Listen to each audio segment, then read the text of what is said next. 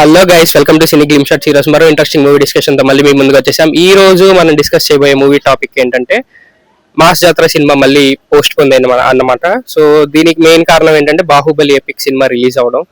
And already మనం చూసేసాం కదా Baahubali 1 and 2. కానీ దీనివల్ల మళ్ళీ యాక్చువల్ గా ఒరిజినల్ సినిమా ఎందుకు ఎఫెక్ట్ అవడం, దాని రిలీజ్ డేట్ ఎందుకు వేరే డేట్ పుష్ అవడం, ఈ పద్ధతి అయితే నాకు ఎందుకో కరెక్ట్ అనిపించట్లేదు. సో రీ రిలీజ్లు ఈసారి ఆలోచించి రిలీజ్ చేస్తే బాగుంటుందేమో. ఎందుకంటే వచ్చే కొత్త సినిమాలన్నీ దాని వల్ల ఎఫెక్ట్ అవుతున్నాయి. ఒక వీకెండ్ కలెక్షన్ పోవచ్చు, ఒక డే కలెక్షన్ పోవచ్చు, ఏమన్నా పోవచ్చు రీ రిలీజ్ సినిమాల వల్ల. సో కొత్త సినిమాలకి ఎఫెక్ట్ ఎక్కువ అవుతుంది. ఇంకా రీ రిలీజ్లు కూడా ఆపేస్తే బెటర్ ఏమో అని నా పర్సనల్ ఫీలింగ్.